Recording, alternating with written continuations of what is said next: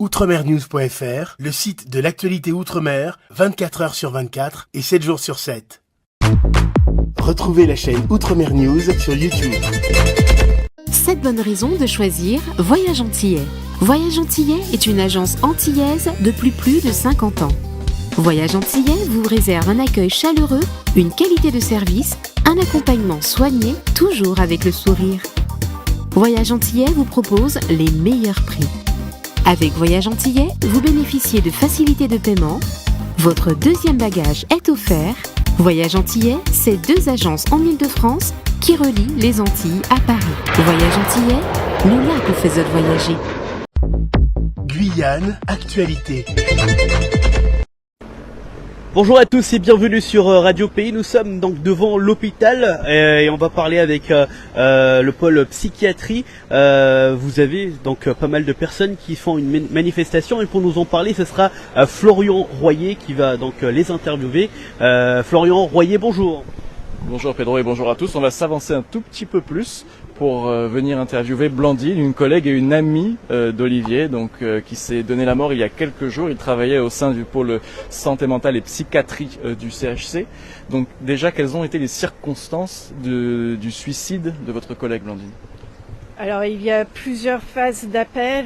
Il avait déjà effectué une tentative de suicide suite à des problématiques graves au niveau de son travail.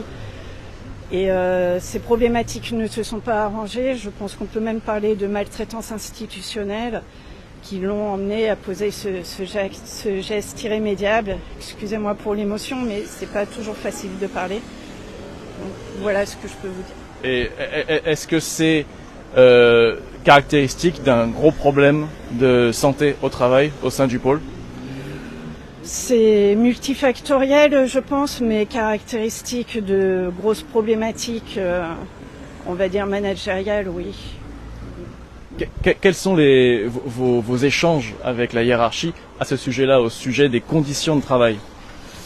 Alors, moi, j'interviens aujourd'hui plus comme amie parce que j'ai quitté le pôle santé mentale il y a quelques années déjà, mais je sais que les collègues qui sont restés essayent d'avoir des échanges réguliers, mais ils ne sont pas toujours entendus. Donc voilà ce que je peux vous dire. Est-ce que votre ami et donc ex-collègue Olivier avait laissé peut-être une lettre ou des mots qui pouvaient présager de son geste ?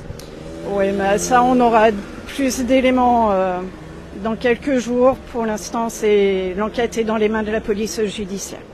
Et qu'est-ce que vous vouliez faire aujourd'hui pour lui ? Est-ce que vous vouliez, c'était un rassemblement à but mémoriel, mais aussi pour attirer l'attention de la hiérarchie du CHC ? Les deux. C'est forcément pour attirer l'attention, et puis lui rendre un hommage, parce que Olivier était un infirmier expérimenté, plus de 20 ans d'expérience, dont on n'a pas tenu compte de son expérience et des qualités professionnelles qu'il avait. C'est comme si elles n'existaient pas, ces qualités professionnelles, et c'est ce qui lui a engendré un mal-être très très fort, je pense. Voilà. En tout cas, pour être tout à fait complet, votre collègue Olivier ne s'est pas donné la mort sur son lieu de travail, pour le dire clairement.